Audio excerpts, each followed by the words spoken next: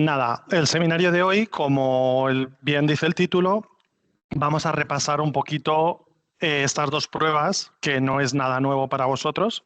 Todos las hemos estudiado, ¿verdad?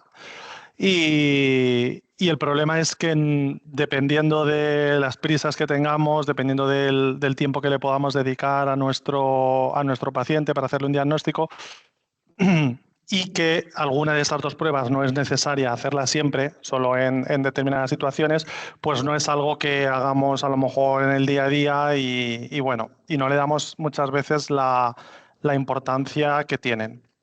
Entonces, el propósito o el objetivo de esta formación es simplemente recordar un poco la importancia de estas dos pruebas, tanto el realizar un buen enmascaramiento en los casos en los que sea necesario, como el complementar nuestro estudio diagnóstico pues, con una audiometría verbal o una logoaudiometría. ¿Vale? Empezamos viendo lo que todos sabemos, la simbología que todos estamos acostumbrados a utilizar en el día a día, ¿verdad? Y la simbología que vamos a utilizar en caso de necesidad de enmascarar nuestra prueba, nuestra audiometría tonal. El circulito rojo pasaría a ser un triángulo, el aspa o la cruz azul pasaría a ser un cuadradito, y por vía ósea, pues es parecido al símbolo, es como un corchete en lugar de un signo de mayor que o menor que. ¿De acuerdo? Entonces, para hablar un poquito del enmascaramiento, vamos a ver este fenómeno que se produce en determinadas situaciones, que es la audición cruzada. La audición cruzada o lateralización, bueno, pues es lo que ocurre cuando intentamos explorar un oído y por esta transmisión craneal lo oímos por el lado contrario al que queremos explorar. Nuestro paciente lo está percibiendo por el lado por donde no queremos que lo perciba. Esto se produce por la vibración de los huesos. Sabéis que el cráneo pues, está unido y determinadas intensidades pueden generar una vibración que transmita al otro lado. Esto ocurre cuando sobrepasa esta atenuación interaural. La atenuación interaural es esa diferencia que tiene que haber para que se produzca esta transmisión craneal. Normalmente hay una pérdida de intensidad del sonido de un lado a otro y no se produce esta transmisión craneal, pero cuando la intensidad es suficientemente fuerte, pues se puede producir, o sobre todo en las vías óseas, que como vemos aquí es muy fácil que se produzca. Por vía aérea tiene que haber se ha estipulado que sea como unos 40 decibelios, puede ser un poquito más en algunos sujetos o en algunos casos, un poquito menos, pero se dice que son 40 decibelios por vía aérea, 40 o más. Pero en cambio por vía ósea, en cuanto haya 10 o 15 decibelios de diferencia, pues ya se puede producir esta transmisión craneal y por lo tanto esta audición cruzada o lateralización. ¿Qué ocurre si se produce este fenómeno? Pues básicamente que la prueba nos falsea, es decir, se nos crea una curva que igual no es la exacta o la correcta. No tiene por qué, pero sí que puede ser una curva fantasma.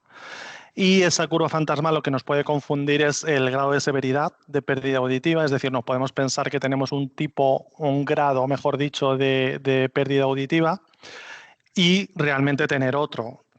Podemos ver en el audiograma que tenemos una pérdida moderada o una pérdida severa y a lo mejor es una pérdida profunda. Y también incluso podemos confundir no solamente el grado, sino el tipo de pérdida auditiva, porque podemos confundir lo que realmente es una pérdida auditiva de percepción o una pérdida auditiva neurosensorial o sensorial, como queramos llamarla, y que lo confundamos con una pérdida transmisiva. ¿De acuerdo? Es decir, que es importante realizar el enmascaramiento en los casos en los que sea necesario para que no ocurra esto. Este sería un ejemplo.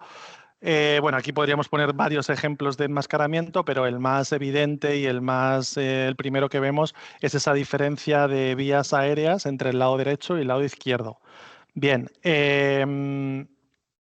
Aquí no hemos enmascarado porque la simbología, vemos que toda la simbología, tanto en vía aérea como en vía ósea, es simbología sin enmascarar.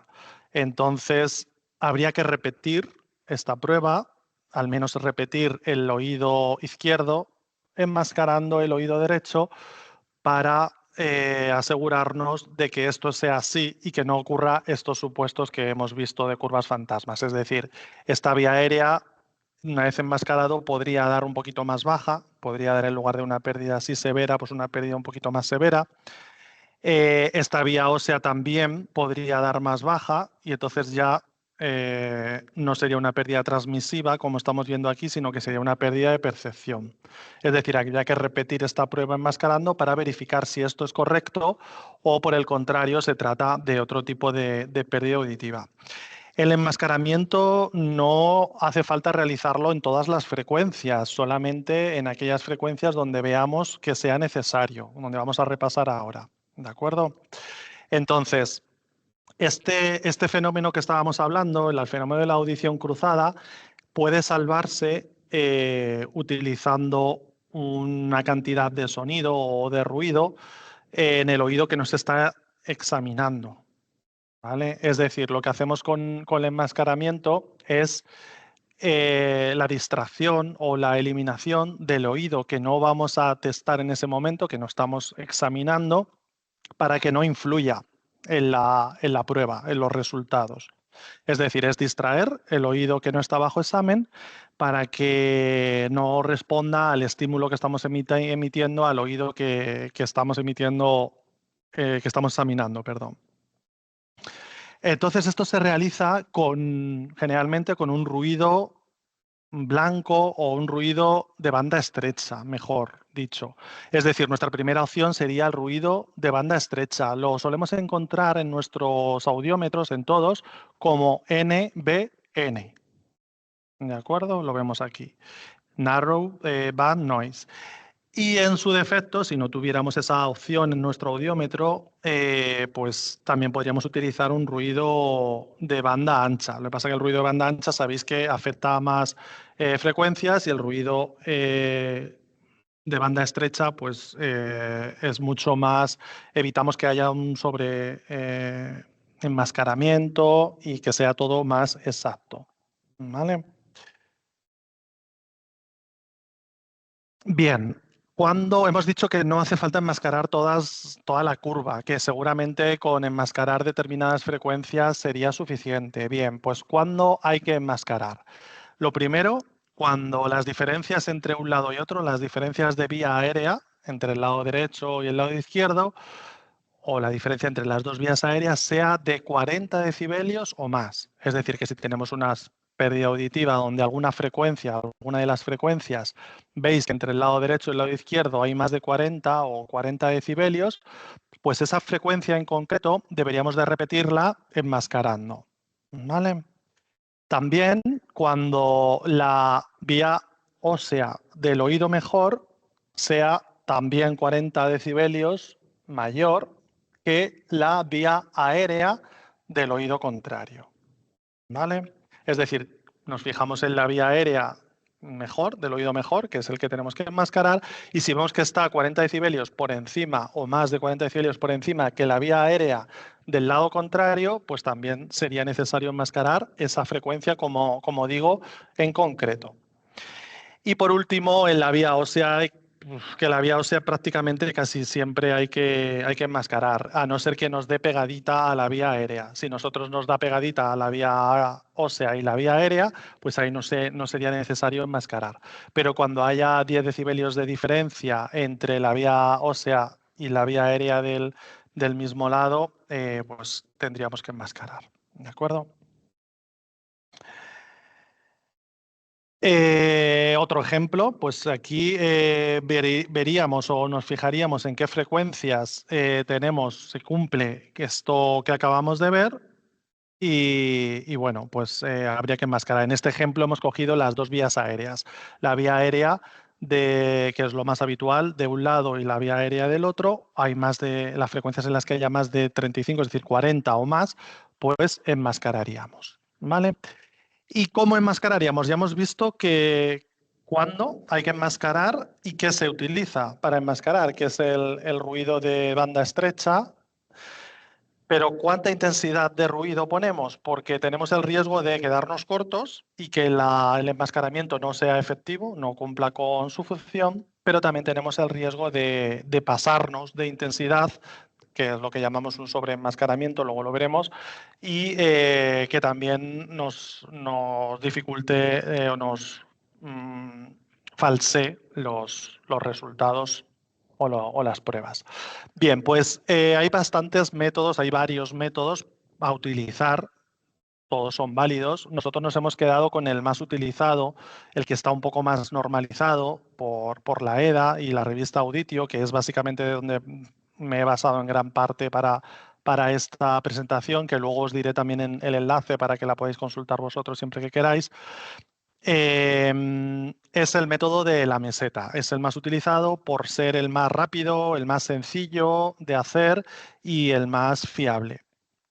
Bien, lo que tenemos que tener en cuenta cuando utilizamos el método de la meseta es que el lado bueno, vamos a llamarlo, el lado donde vamos a enmascarar, que es el que vamos a poner el ruido de banda estrecha, lo vamos a llamar ruido de máscara, los incrementos los vamos a hacer de 10 en 10 decibelios. Y el lado que vamos a testar o que vamos a probar o a repetir nuestra audiometría, pues como siempre, los incrementos los hacemos como cuando hacemos una audiometría tonal, pues los tonos los incrementaríamos de 5 en 5 decibelios. Y el objetivo de este método es, pues eso, buscar una meseta, buscar una intensidad de máscara que sea la suficiente para que distraiga ese oído que no está bajo examen, pero que no tampoco sobrepase esta meseta, ¿vale? Aquí hemos puesto un ejemplo. En este ejemplo, nuestro paciente tenía una diferencia entre las vías aéreas, es el mismo ejemplo que hemos visto antes en los audiogramas, había una diferencia entre las vías aéreas del oído derecho y del oído izquierdo, pues de más de 40 o de 40 decibelios, ¿vale? En este caso de 50. Le hemos hecho una audiometría. Hemos empezado, como siempre, por el lado bueno. En la anamnesis le hemos preguntado si tiene un oído mejor que otro y nos ha dicho que él le da la sensación de que escucha un poquito mejor por el lado derecho.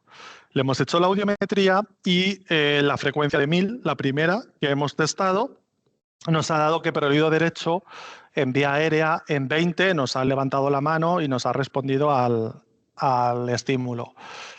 Y en cambio, cuando hemos llegado al oído izquierdo, a esa misma frecuencia de 1000, cuando hemos terminado con el oído derecho y hemos empezado a testarle el oído izquierdo, hemos empezado también por la frecuencia de 1000 y nos ha dado a 70 decibelios la respuesta. Hemos tenido que subir hasta 70 decibelios para que responda. Es decir, había una diferencia entre su lado derecho y su lado izquierdo de 50 decibelios. Entonces, pues tenemos que corroborar que ese lado izquierdo sean 70 y no sea más. ¿Cómo lo hacemos? Enmascarando. Bien, pues basta con poner ese ruido NBN en su lado derecho a la misma intensidad donde nos ha respondido, donde el estímulo, es decir, 20 decibelios, y repetir el tono a 70 decibelios, a la misma intensidad, es decir, no modificamos nada, volvemos a presentar el tono a 70 decibelios, pero esta vez presentamos el tono con ruido en el oído derecho, con un ruido muy bajito, porque está prácticamente en el umbral de audición. Muchos de vosotros me preguntáis, y yo empiezo 10 decibelios por encima. Bien, también podéis empezar 10 decibelios por encima con el fin de que la prueba sea lo más rápida, lo más dinámica y lo más sencilla, ¿vale? Pero bueno, la teoría es esta. Y es muy importante ver la respuesta de nuestro paciente. Es decir, le tenemos que preguntar si escucha o no escucha ese tono ahora con este ruido. Cuando el paciente sea alguien mayor, que es el 99% de los casos, ¿verdad? Tenemos que explicar muy bien la prueba, tenemos que explicar muy bien cuál es el procedimiento, que le vamos a volver a repetir la prueba, que va a escuchar esos mismos pitidos, ese mismo pi, pi, o si hemos utilizado un tono warble, esos mismos pajaritos, pero esta vez con un ruido como una cascada, le podemos decir que es como una cascada de agua o una televisión mal sintonizada, ¿verdad? Que es como lo que simula un poco ese ruido. que no tiene que hacer caso a ese ruido, que nosotros sabemos que está oyendo y percibiendo ese ruido, que no nos tiene que responder a ese ruido, simplemente al tono que él ya está familiarizado porque ya le hemos hecho previamente la audiometría. ¿De acuerdo? Explicárselo muy bien. Entonces, le volvemos a presentar, como os he dicho, el tono a 70 decibelios en el lado malo, en el oído izquierdo, pero esta vez con ruido en el oído derecho. Y es muy importante la respuesta de nuestro paciente, porque si no responde o no nos levanta la mano o no nos aprieta el pulsador, dependiendo de lo que os guste más, si vemos que no hay respuesta por parte de nuestro paciente, siempre que diga que no, le tenemos que ayudar. ¿Vale? Cuando no responda, le tenemos que ayudar. ¿Cómo le ayudamos? Pues incrementando el tono en el oído izquierdo. Hemos dicho que el tono se incrementaba de 5 en 5 decibelios y el ruido de 10 en 10 decibelios.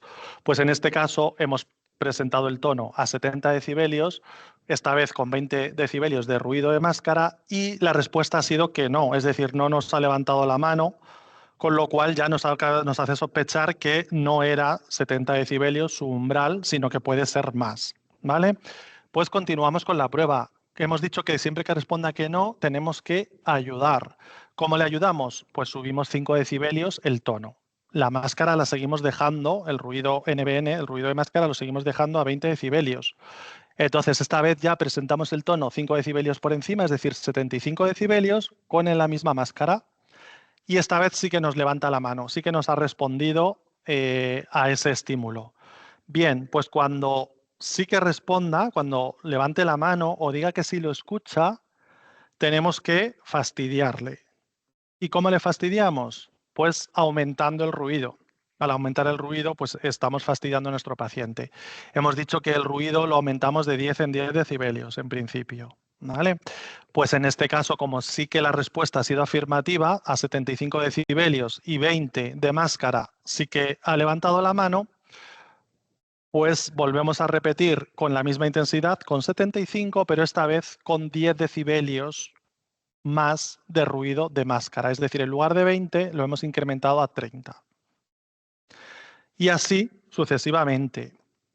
Siempre que nos diga que no, como es este otro ejemplo, pues ayudamos. Y siempre que nos diga que sí, fastidiamos. Ayudamos subiendo 5 decibelios el tono en el oído que estamos explorando y fastidiamos subiendo 10 decibelios el ruido de máscara en el oído que estamos enmascarando. ¿Cuándo hemos obtenido o cuándo sabemos que tenemos esa meseta, que tenemos ese umbral de audición? Pues cuando nos haya respondido o nos haya hecho 3 respuestas afirmativas o 3 sís consecutivas. ¿Vale? En este ejemplo que vemos 85 decibelios de tono, ¿vale? Con 30 decibelios de ruido, nos ha levantado la mano. Pues le hemos fastidiado, ¿vale? ¿Cómo le hemos fastidiado? Subiéndole el ruido a 40 y le mantenemos el tono a 85. Nos ha vuelto a decir que sí, pues le hemos fastidiado una vez más. Le hemos vuelto a subir el ruido a 50 y le hemos mantenido el tono a 85. Como esa tercera respuesta ha sido igualmente levantarnos la mano, es decir, ha sido afirmativa, damos por válido el umbral a 85 decibelios en lugar de a 70, como nos había dado inicialmente, sin enmascarar la prueba. ¿De acuerdo? Es decir, en esta frecuencia de 1000, pues ya el umbral ya no lo marcaríamos como una crucecita azul a 70 decibelios, sino que lo marcaríamos, pues como hemos visto, con la otra simbología, ¿vale? Ese cuadradito azul a 85, 15 decibelios por debajo, ¿vale? No siempre es tan fácil. Hay veces que nos podemos encontrar que llegamos a la intensidad máxima de nuestro audiómetro o que el usuario le resulta muy molesta la prueba porque las intensidades que estamos utilizando pues igual son un poco altas, pues finalizaríamos la prueba sin hallar el umbral, ¿vale? Es decir, hay que tener especial cuidado con determinadas situaciones, sobre todo estas que he puesto aquí. Que nuestro paciente tenga acúfenos problema, ¿vale? Que nuestro paciente tenga algún acúfeno y que esta prueba pueda hacer que se obsesione más por ese acúfeno o que incluso le dé la sensación de que se le dispare, ¿vale? Así que tenemos paciente con acúfeno. Si es un acúfeno normal, podemos probar a hacer la prueba, pero si es un acúfeno problema, pues tener bastante cuidado. Incluso si vemos que vamos a necesitar intensidades fuertes, pues es mejor no hacer la prueba, a buscarle a lo mejor otra complicación. La duración de la prueba, aunque al principio resulte un poco complicada, no sé si ya la hacéis, yo creo que la mayoría de vosotros, por lo que hablo con vosotros, es la que utilicéis el método de la meseta. Al final es rutina y cuanto más lo practicas, más rápido lo haces y más sencillo te resulta. Pero no debería de ser mayor de 20 minutos. Si vemos que se está alargando un poquito la prueba o se nos está complicando o vemos que nuestro paciente está un poquito fatigado, pues es mejor descansar y seguir luego más adelante con la prueba que intentar terminarla en ese momento. ¿Vale? No tenemos por qué terminarlo todo en el momento.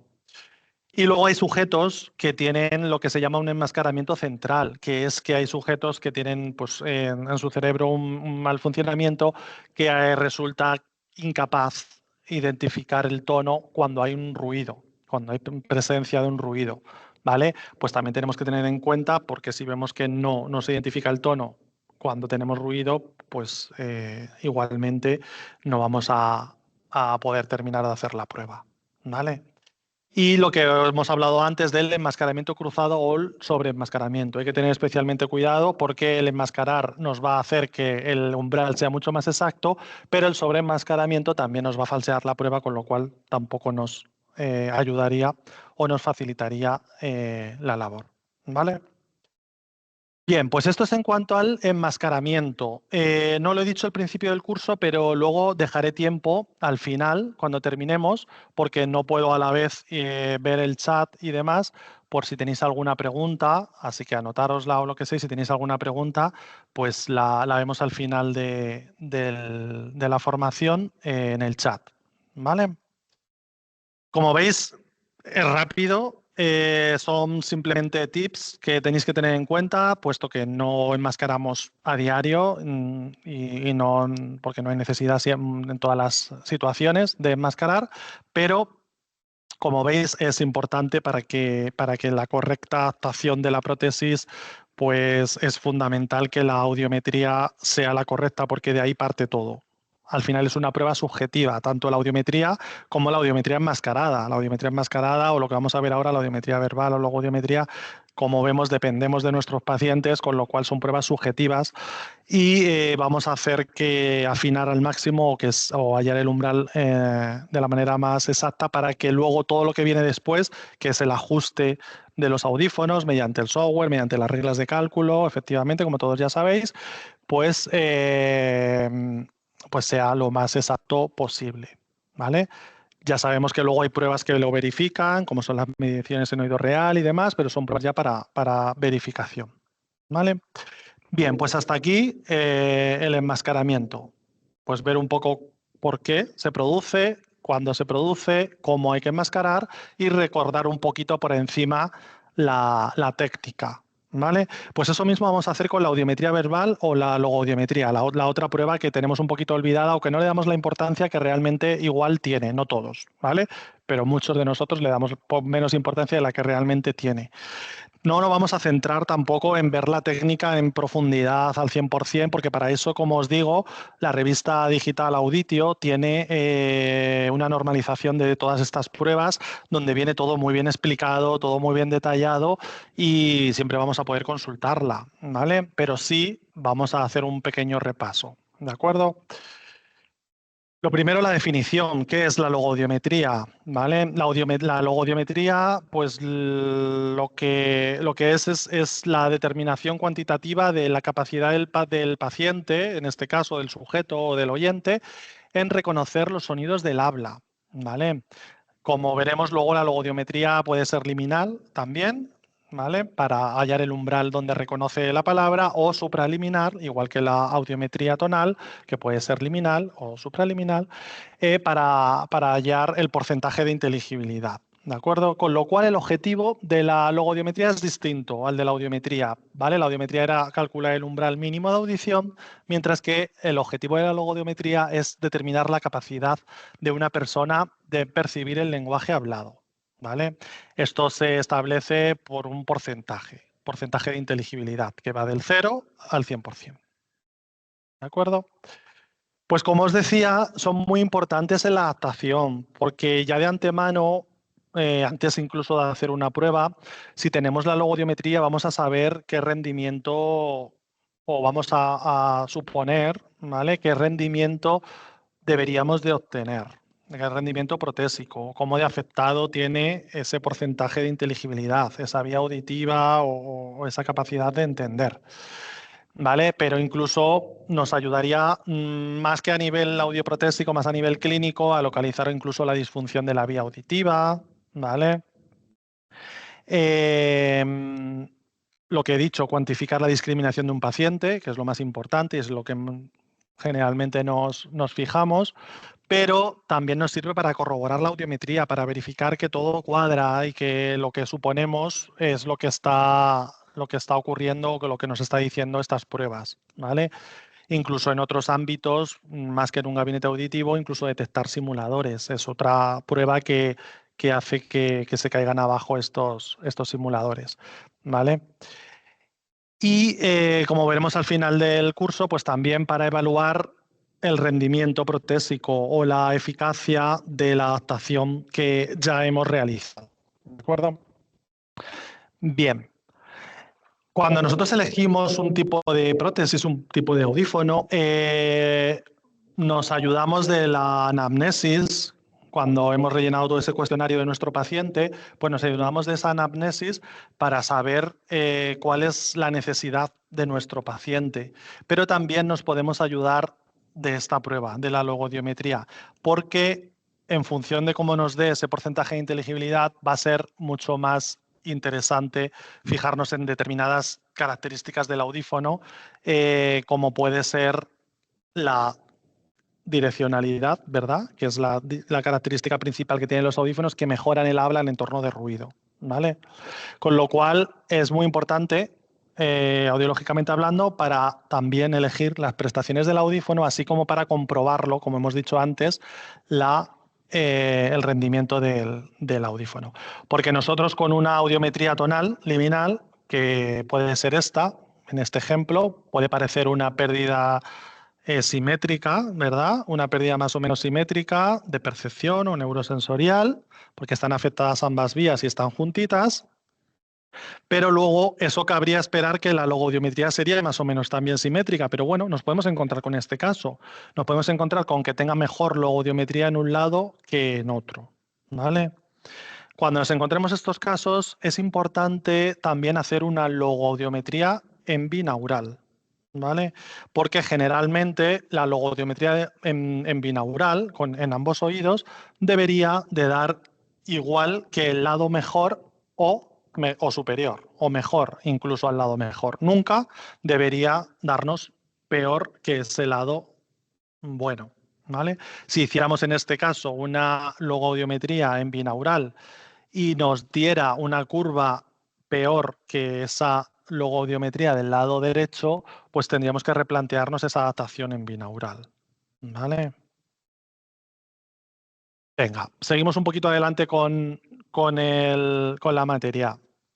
Tipos de logodiometría. Básicamente la hacemos por vía aérea, ya sea con auriculares, como los que tengo puestos aquí, o supraurales, o auriculares de inserción, o bien en campo libre, ¿vale? Pero que sepáis que también se puede hacer una logodiometría por vía ósea, ¿vale? Es mucho menos utilizada a nivel gabinete y audioprotesista. La que más utilizamos es por vía aérea. Se suele utilizar con auriculares, ¿vale? Y se hace de manera monaural o, como he dicho en el ejemplo, de manera binaural, ¿vale?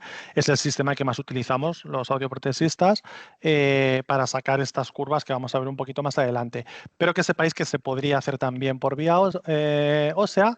En este caso es más para detectar la reserva coclear, es decir, la función del oído interno en pérdidas más profundas o pérdidas más severas, ¿vale? Con patologías del oído externo o del oído medio.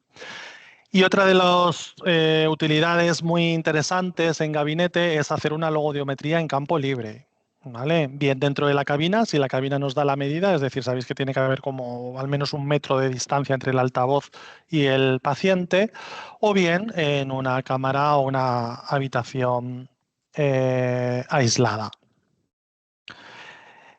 En este caso no es con auriculares, sino que el sonido se emite por los altavoces y es muy importante medirla tanto con audífonos o hacer la prueba tanto con audífonos como sin audífonos para poder compararla, porque siempre que hacemos algo en campo libre, para compararlo, deberíamos de hacerlo con y sin audífono. No podemos comparar una audiometría hecha con auriculares o con cascos a una audiometría hecha en campo libre, ¿vale? Porque siempre nos va a dar valores distintos porque no son las mismas condiciones.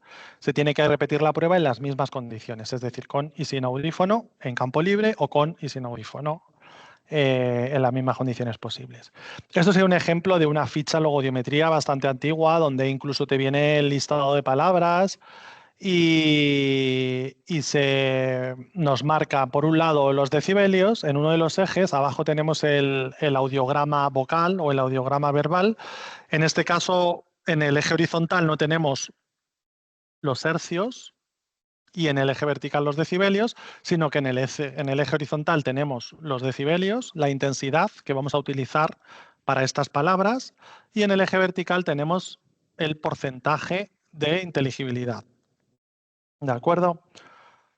Como veis, tenemos unas curvas ya o unos valores normales predefinidos, que son estas dos curvas que tienen como una forma de S, ¿vale? Que sería como lo que escucharía o la curva que dibujaría un normoyente. Es decir, a 10 decibelios no escuchan nada, 0%, pero a medida que vamos aumentando estos decibelios, 20, 15, 20, 30, va aumentando este porcentaje de inteligibilidad hasta llegar al 100%, ¿vale? Que puede encontrar el 100% incluso en 25 decibelios hasta 55, 60 decibelios. ¿De acuerdo? Sería algo así. En el eje horizontal tenemos los decibelios a los que estamos presentando, en este caso no los tonos, sino las palabras. Y en el otro eje, en el eje vertical, tenemos el porcentaje de aciertos o el porcentaje de palabras que entiende. De todas esas que le hemos presentado, ¿cuántas ha entendido? Y con eso hallamos un porcentaje. Esto generalmente se utiliza con un material que está grabado, que tenéis las pistas en vuestros equipos, en vuestros ordenadores, en vuestros audiómetros, pero también se puede utilizar el micrófono del audiómetro y hacerlo a viva voz. El problema de hacerlo a viva voz, como vamos a ver ahora, es que el énfasis que podemos hacer, pues seguramente no sea el mismo que el material grabado, que será mucho más constante y más equilibrado. ¿De acuerdo? Pero se puede hacer tanto a viva voz como con material grabado, ¿vale? Y también se utilizan distintas palabras, dependiendo de lo que estemos midiendo con la logodiometría o con la audiometría verbal, o incluso dependiendo del sujeto que tengamos delante, pues lo normal o lo habitual, cuando estamos hallando el porcentaje de discriminación, sería utilizar listas de bisílabos, ¿vale? Palabras bisílabos, que están además fonéticamente balanceadas, es decir, cada lista, una lista completa, suelen ser 20, 25 palabras, pues una lista completa pues representa fielmente lo que es la distribución de los fonemas en el lenguaje en cuestión, en el lenguaje que estemos utilizando, el español en este caso. Pero también podemos utilizar palabras trisilábicas o cuatrisilábicas, que se utilizan bastante menos, ¿vale? ¿Por qué? Porque aunque no entiendan parte o fonemas de esas palabras, pero si entienden otros, pues pueden actuar la suplencia mental y adivinar de qué palabra se trata porque ha escuchado parte de esos fonemas. Estas pues se suele utilizar más para otras pruebas que vamos a ver ahora o para niños, ancianos o gente que les cueste más trabajo entender esas palabras bisilábicas.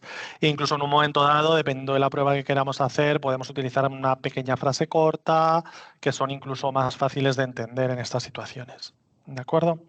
Como os decía, lo que más se suele utilizar es el material grabado, porque se tienen umbrales mucho más bajos, es mucho más difícil, porque el énfasis, como os digo, y la pronunciación es mucho más equilibrado que si lo hacemos nosotros de viva voz, ¿vale? Pero también se podría hacer a viva voz en estos casos, pues sujetos con trastornos o, psíquicos, con gente muy anciana, problemas en el lenguaje, niños, ¿vale? Normalmente este listado que utilizamos, hay distintos listados, sobre todo si lo encontramos en otros países y demás, pero las que más se están estandarizando y las que más se suelen utilizar es el listado de Cárdenas y Marrero. Y, y vamos, son las que normalmente conocemos. Aquí en España las que más utilizamos. Bien, pues bien utilicemos material grabado o bien utilicemos nuestra propia voz, en todos los casos se requiere una calibración o una nivelación para que esa énfasis o esa intensidad de esa pronunciación de esas palabras pues no sature o no distorsione. Y eso lo hacemos con una herramienta que tenemos en todos los audiómetros. He puesto aquí un audiómetro súper sencillo, súper antiguo, de estos de sobremesa, para que veáis que incluso los más sencillos lo tienen, no solamente los actuales, que son los que se manejan más con software y demás, que es el boom meter, os puede venir en inglés, o búmetro. ¿Vale? Y básicamente cuando se están reproduciendo las palabras, pues eso es una barra, una barra de progreso o de intensidad que no tiene que llegar a cierto límite. En este caso bien saldría en rojo, pues no tiene que ponerse en rojo, tiene que ponerse en verde o amarillo, o si tenemos en el software, pues que no llegue al momento de saturación o de distorsión. ¿De acuerdo? Como os decía, las palabras, el listado completo representa fonéticamente todos los fonemas que nos encontramos en el español hablado, en este caso. ¿De acuerdo? Con lo cual es importante presentar todas las palabras, es decir, las 20 o 25 palabras que componen cada listado. La prueba de la logodiometría realmente se divide como en tres pruebas, como he dicho al principio, pruebas liminales que determinan el umbral liminal o supraliminales. Como no nos gusta alargar mucho las pruebas, porque son muchas las pruebas que tenemos que realizar a nuestro paciente y al final acaban muy cansados y demás, generalmente le damos más importancia al test de discriminación o al test de inteligibilidad, ¿vale? Pero cuando hablamos de logodiometría o de pruebas verbales, simplemente que os suene que tenemos también la prueba de umbral de detección verbal, que es el UDV, umbral de detección verbal, que bueno, básicamente es cuando nuestro paciente detecta la voz, detecta que están hablando. Suele coincidir generalmente con el umbral tonal, liminal o con nuestra umbral de audición. Y luego también tenemos la prueba de umbral de recepción verbal. El umbral de recepción verbal es la mínima intensidad, es el umbral mínimo, también es una prueba liminal, a la que nuestro paciente entiende el 50% del lenguaje hablado. ¿Vale? Suele estar a unos 10 o 15 decibelios por encima del UDV, el umbral de recepción verbal, o del umbral de audición. ¿Vale? Estas dos primeras pruebas muchas veces nos las saltamos porque aunque sí que son interesantes y se complementarían la prueba, pues como hablamos, tenemos que hacer la prueba un poco dinámica, tenemos que hacer la prueba un poquito más rápida y que no sea algo muy tedioso o muy molesto para nuestro paciente. Y por último tendríamos lo que más conocemos y lo que más nos fijamos, que es el test de discriminación o test de inteligibilidad. Que esta prueba, esta tercera prueba, es una prueba supraliminal porque vamos subiendo la intensidad y vamos incrementando la intensidad, y es la que al final nos da ese porcentaje de inteligibilidad que utilizamos, ¿verdad?, para elegir esas características y para imaginaros el rendimiento protésico que va a tener nuestro paciente con el audífono. ¿De acuerdo? La técnica la vamos a repasar o a recordar un poco por encima, pero como he dicho al principio, no vamos tampoco a centrarnos demasiado en ella, y es simplemente que a través de los auriculares, comenzando por el oído mejor, pues se le presentan dos palabras. En este caso se utilizan palabras no bisilábicas, sino las primeras palabras que nos encontramos generalmente, los primeros listados, que son palabras trisilábicas o cuatrisilábicas, ¿vale? Y se presentan dos palabras a 20 o 30 por encima de lo que sospechamos que es su umbral, ¿vale? Si repite, se espera de que repita las dos palabras, pues se va bajando 10 decibelios y presentar otra palabra. Hay que continuar bajando 10 decibelios y presentando otra palabra hasta que no la repita o la repita mal o se confunda. En ese caso, subiríamos 15 decibelios y presentaríamos 4 de estas palabras que he dicho, cuatrisilábicas o trisilábicas. Si repite las 4, vamos bajando 5 hasta que repita 2 de 4. ¿Vale?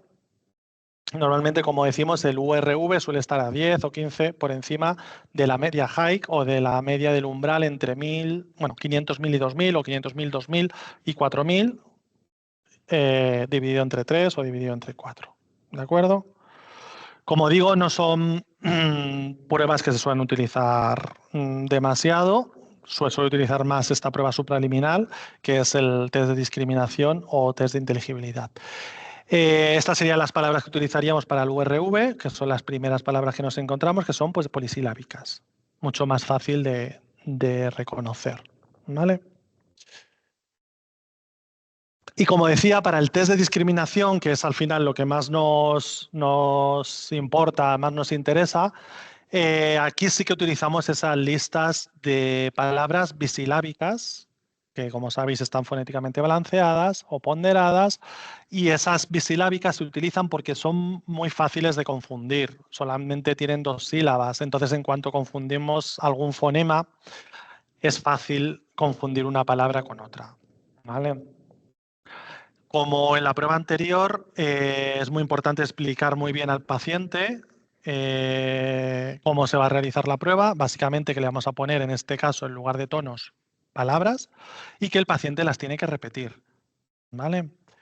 Iniciaríamos la prueba en el oído mejor a unos 10 decibelios por encima del umbral de recepción verbal, por encima del URV, que hemos dicho que sería como 20 por encima de la media high. Es decir, si no hemos hecho el UDV ni el URV, porque eso nos valdría un poquito más para verificar, más que para otra cosa, pues empezaríamos unos 20, con que empecemos 20, 25 por encima del umbral tonal liminal de nuestro paciente, podríamos empezar a hacer la prueba de discriminación.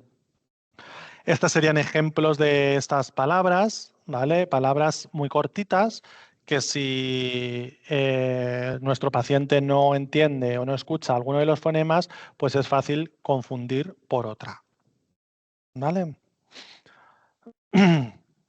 También que sepáis que, pues que hay listas de palabras como más sencillas, más básicas, como más fáciles, pues como lo que hablábamos, para determinados sujetos o, en este caso, para niños. ¿Vale? La prueba es súper sencilla, es presentar al paciente, como hemos dicho, un listado completo de palabras, ya sea de 20 o 25, y cuantificar esos errores. Generalmente hoy en día nuestros audiómetros tienen la opción de poner correcto o incorrecto y él ya te calcula ese porcentaje de inteligibilidad. Pero si no tenemos un audiómetro muy actual y tenemos un audiómetro pues como el que hemos visto antes en la foto, pues habría que cuantificar qué palabras más que acierta, qué palabras no contesta o confunde.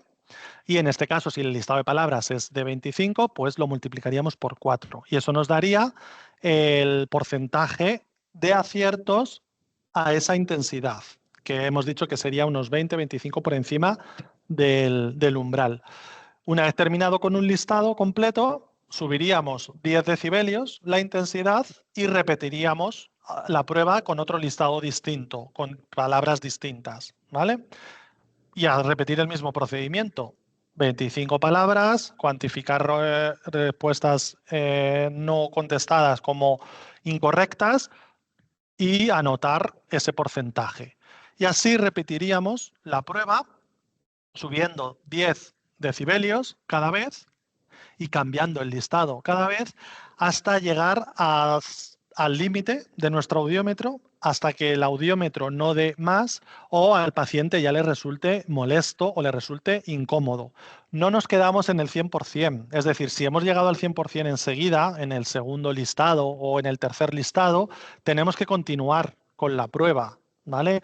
Porque es muy importante saber si ese 100% de inteligibilidad se mantiene a medida que incrementamos la intensidad o si por el contrario puede ocurrir que empeora a medida que aumentamos la intensidad de esas palabras, ¿vale? Y también muy importante, si tenemos al paciente de frente y muy cerca, pues que no nos lea los labios, ¿vale? Si podemos. Bien, pues lo que nos vamos a fijar en un gráfico básicamente es en el umbral de inteligibilidad, ¿vale? O en el umbral máximo de inteligibilidad, donde hemos alcanzado ese punto máximo. En este ejemplo que tenemos aquí, pues hemos visto que, bueno, que vamos aumentando el porcentaje de inteligibilidad a medida que vamos aumentando también la intensidad de nuestras palabras y el máximo porcentaje de inteligibilidad, ¿vale? Lo hemos encontrado, perdón, a 80, lo hemos encontrado a 70, 80 decibelios y ha sido de un 80%. Es decir, el máximo porcentaje de inteligibilidad es un 80% y lo hemos obtenido a 70 y a 80 decibelios. En cuanto hemos subido, es decir, no nos hemos quedado ahí, hemos seguido. En cuanto hemos subido a 90, hemos visto que hay un declive de la curva, es decir, que ha empeorado, ¿vale? Es muy importante ver eso, ver si se mantiene, si aumenta a medida que aumentamos o bien si disminuye. ¿Por qué? Porque eso nos va a servir para la siguiente ajuste o la adaptación de nuestros audífonos. Para el ajuste de la ganancia, pues también vamos a tener muy en cuenta esto. ¿De acuerdo? Así como para identificar el tipo de prueba, como vamos a ver ahora, el tipo de pérdida. Perdón. Entonces, como digo, en la audiometría lo que nos fijamos en este audiograma verbal o este audiograma vocal es cuánto de desplazada está la curva hacia la derecha, porque cuanto más desplazada esté hacia la derecha, quiere decir que más pérdida auditiva tiene nuestro paciente y más intensidad necesita para entender y el máximo, ¿dónde llega? El máximo porcentaje, en este caso ha sido un 80, ¿vale? Así como la forma de la curva, ¿vale? Porque eso nos va a ayudar también para saber el tipo de pérdida auditiva en caso de que tenga pérdida auditiva, ¿de acuerdo? Aquí tenemos la curva negra, que es como el patrón o lo que nos dibujaría un normoyente y en este caso en el oído izquierdo sí que hemos alcanzado el 100% de inteligibilidad a 80, parece, a 80 decibelios. Hemos alcanzado el 100% en el oído izquierdo y se ha mantenido al 100% a medida que vamos aumentando. Pero en cambio en el oído izquierdo el máximo porcentaje de inteligibilidad ha sido del 80% e incluso a medida que hemos ido aumentando la intensidad ha empeorado. Con lo cual es importante continuar hasta que lleguemos al límite del audiómetro o nuestro paciente diga que le resulta molesta la prueba. ¿De acuerdo?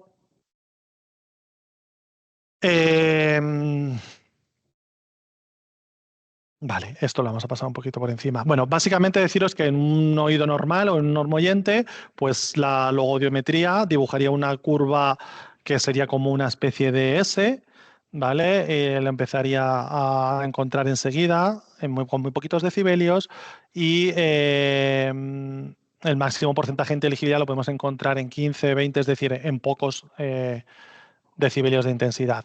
En cambio, en una hipoacusia de transmisión, ¿vale? Si hemos hecho una audiometría y nuestra audiometría nos ha dado que es una pérdida transmisiva, la audiometría verbal o logodiometría también tiene que dibujar un patrón. Y el patrón es que va a alcanzar el 100% de inteligibilidad, solo que la curva va a estar desplazada, dependiendo del grado de severidad de pérdida auditiva. ¿Vale?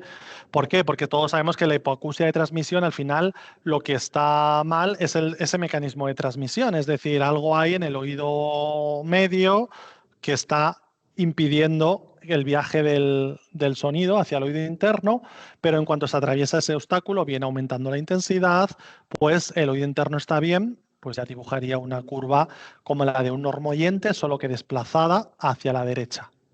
¿Vale? Esta sería la curva que dibujaría, la curva A sería la curva que dibujaría un normoyente y la curva B un paciente con hipoacusia transmisiva o una pérdida de transmisión o de conducción. En cambio, en las hipoacusias de percepción, El grado de inteligibilidad puede o no llegar al 100%, dependiendo del grado de severidad, dependiendo del tiempo que lleve o del grado de lo que tenga afectado en el oído, ¿vale? Pero no siempre va a llegar al 100% de inteligibilidad. Podemos quedarnos igual en el 80%, como hemos visto en los ejemplos, o incluso en el 60%, pues dependiendo de lo que tenga afectado, ¿vale? Y lo que hemos visto, que hay veces que aunque aumentemos la intensidad no mejoramos, sino que empeoramos, ¿vale? Eso se le llama un fenómeno de reclutamiento, que es como una hipersensibilidad al sonido, ¿vale? Y eso tenemos que tener especialmente cuidado con ello, tanto para realizar la prueba como para la posterior adaptación del audífono, puesto que no vamos a sobrepasar determinados valores que nos pueden hacer que la adaptación sea un fracaso. Y en las hipoacusias mixtas, o en las que tiene ambas componentes afectados, pues dependiendo del tipo de lesión que tenga o de cuál de sus lesiones sea la más importante, pues va a dibujar un patrón o una curva u otra, ¿vale? Esto sería un ejemplo de una hipoacusia de percepción sin reclutamiento. Hemos alcanzado el 80% de inteligibilidad, pero se ha mantenido a medida que hemos ido aumentando la intensidad, que sería la curva C. Y la curva D es una hipoacusia de percepción, pero en este caso con reclutamiento, es decir, ha ido empeorando o decayendo a medida que hemos ido aumentando la intensidad de nuestras palabras, ¿vale? Pero realmente podemos encontrarnos cualquier tipo de curva o infinidad de tipos de curva. Estas serían las más habituales. La A y la B sería un normayente, la C sería una hipoacusia transmisiva o de transmisión, la D es una mixta, pero el componente transmisivo es como que pesa más, tiene más importancia, y la E pues es una pérdida como más neurosensorial o más a nivel coclear, que suelen ser las que suelen tener este reclutamiento. Las que donde está afectada la cóclea es la donde está más este reclutamiento. Si es a nivel retrococlear, suele tener peor porcentaje de inteligibilidad, más a nivel de la vía auditiva, no suele llegar a lo mejor como en este caso al 75 o al 80, se puede quedar más abajo, pero no suele tener tanto reclutamiento. ¿De acuerdo? Simplemente recordaros que la logodiometría también se enmascara. Es decir, si hemos tenido que enmascarar la vía aérea, pues lógicamente la logodiometría igual también tenemos que enmascararla. En este caso es mucho más sencillo enmascarar una logodiometría, puesto que no tenemos que hacer el método de la meseta. Y aquí pues se halla mediante una formulita y con esta fórmula pues se aplica esa intensidad de ruido al oído que no queremos testar y ya está, ¿vale? Se debe enmascarar el oído contrario siempre que haya sospecha que puede interferirnos en la prueba. En este caso, el sonido que se suele utilizar ya no es el NBN, sino el speech noise, ¿vale? En su defecto también podemos encontrar o utilizar, mejor dicho, el ruido blanco, que es el de banda estrecha. Y como os decía, pues no se utiliza el método de la meseta, sino que se suele utilizar esta formulita, ¿vale? Y esta fórmula, aunque parezca muy complicada, es súper sencilla, ¿vale? Lo que tenemos que hallar, esa E, que es lo que tenemos que hallar, es la intensidad de sonido de máscara, ¿vale? Y lo que vamos a hacer es determinamos a qué intensidad vamos a empezar o vamos a presentar las palabras, ya hemos visto 25, 20, 25 o incluso hasta 30 por encima del umbral, y a ese valor, ¿vale? Se le resta la A I, que es la atenuación interaural, que hemos visto que, bueno, que puede variar de un paciente a otro, pero que lo hemos fijado en 40 dB, en 40 decibelios, ¿vale? Pues la intensidad a la que vamos a empezar las palabras, pues imaginaos que son 50, ¿vale? Pues si vamos a empezar a presentar nuestras palabras a 50 decibelios, pues le tenemos que restar 40 decibelios de la atenuación interaural y sumarle la diferencia entre la vía aérea y la vía ósea que nos encontramos en la audiometría del lado contrario. Pues si tiene 10 decibelios de diferencia, pues sería 50, que es a la que vamos a empezar a presentar las palabras, le restamos 40 decibelios, nos quedarían 10 decibelios y a estos 10 decibelios le sumamos esa diferencia entre aérea y ósea del lado contrario. Pues entonces sería 20. Pues 20 sería, en este caso, que el supuesto que nos acabamos de imaginar, sería esa intensidad de máscara. Y cuando hemos terminado con un listado completo, hemos dicho que subimos 10 decibelios, las palabras, pues subiríamos también en el mismo porcentaje el sonido de máscara. ¿Vale? Este speech noise o este sonido de ruido del habla, enmascarante del habla.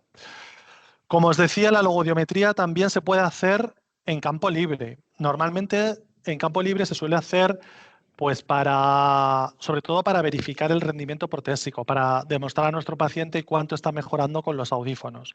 Y eso sí, como hemos dicho, es muy importante hacerlo en las dos situaciones, con y sin audífono. Habría que hacerle una logodiometría o una audiometría verbal sin audífonos en campo libre y luego ponerle nuestra adaptación y repetirle la prueba con los audífonos puestos, y debería darnos mejor esa segunda prueba. ¿De acuerdo? En este caso, pues podemos utilizar frases, podemos utilizar palabras largas, lo que nosotros queramos, ¿vale? Y necesitaríamos únicamente un único altavoz frontal, que lo podemos tener con nuestro equipo, y en caso de tener un único altavoz frontal, pues sentaríamos a nuestro paciente delante de ese altavoz frontal a la misma altura, su cabeza a la misma altura más o menos que el altavoz, y eso sí, pues con una distancia más o menos de 1 metro, ¿vale?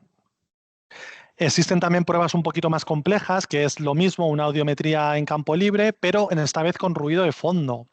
Aquí, más que el rendimiento protésico, que también es el rendimiento o la viabilidad de las prestaciones digitales que le hemos puesto, si le funciona o no la direccionalidad, por ejemplo. ¿Vale?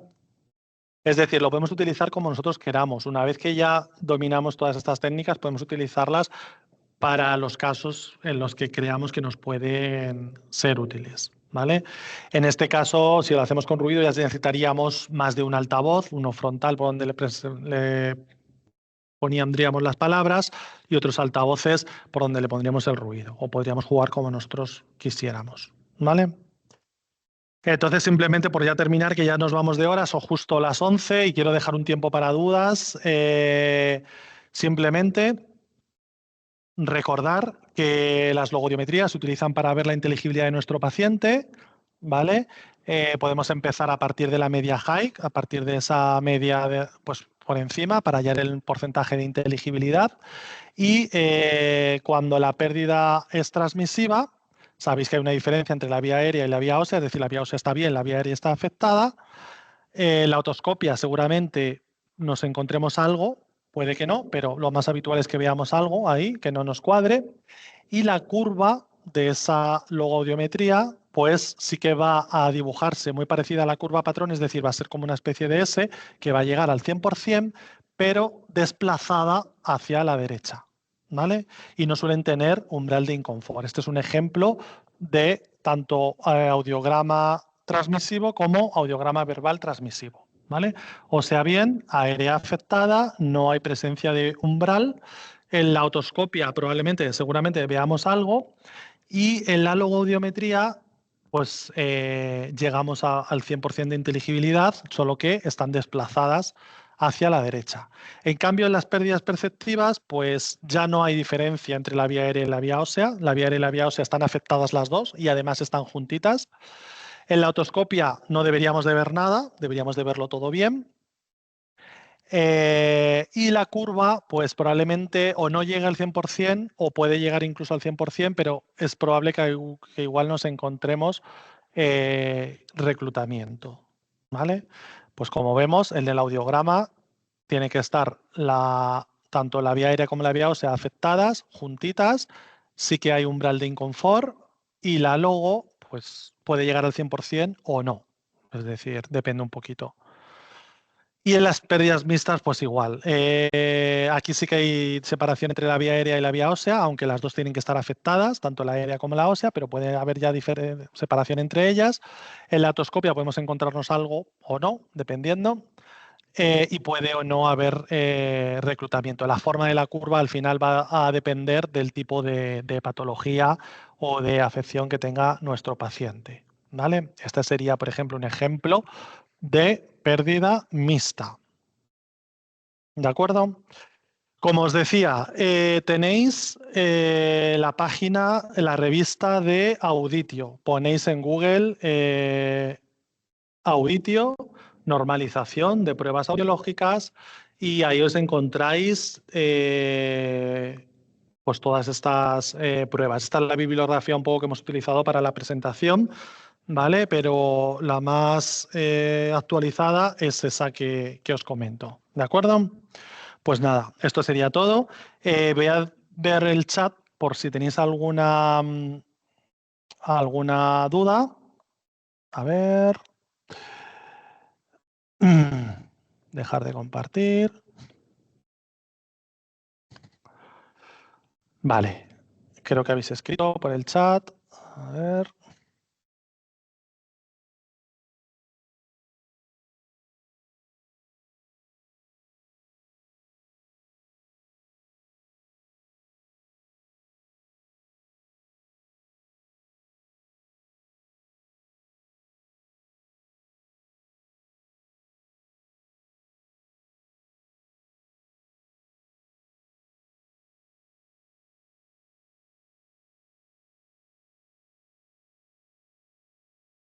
Vale, bueno, nos preguntabais qué tipo de sonido utilizábamos para el enmascaramiento. El NBN, que es el ruido de banda estrecha, que en nuestro audiómetro normalmente lo tenemos, o en su defecto, ruido blanco. ¿Vale?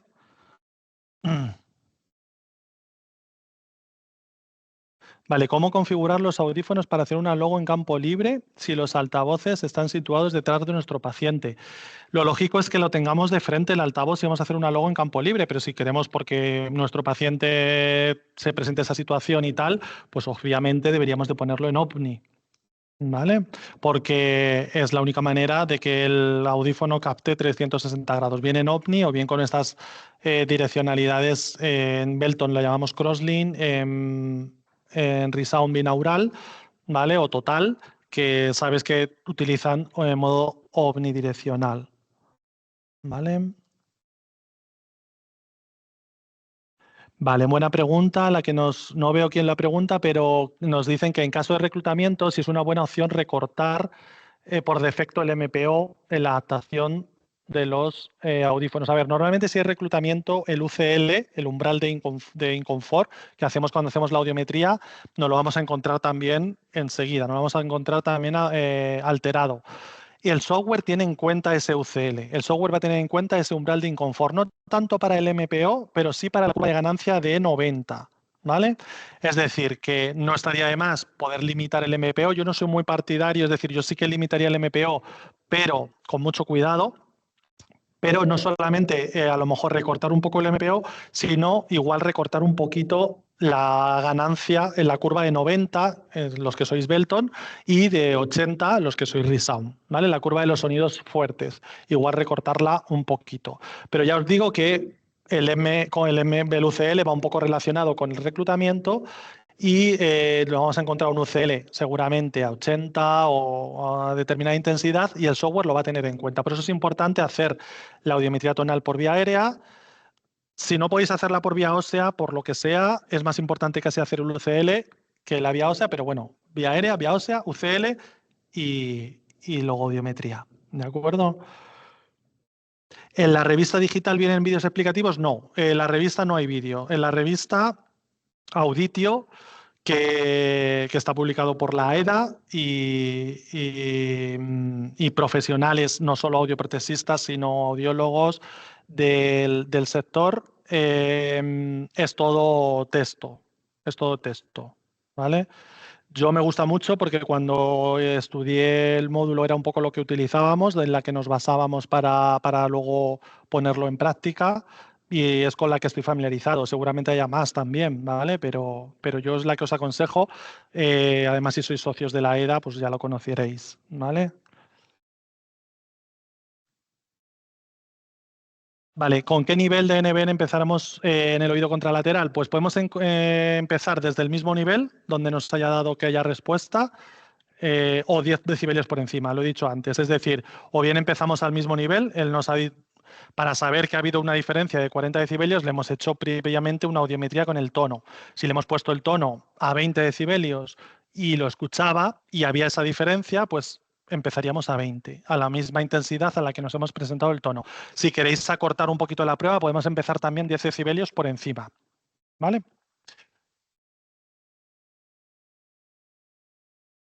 Vale, nos preguntáis que igual no estáis, que la grabación se va a grabar, ¿vale?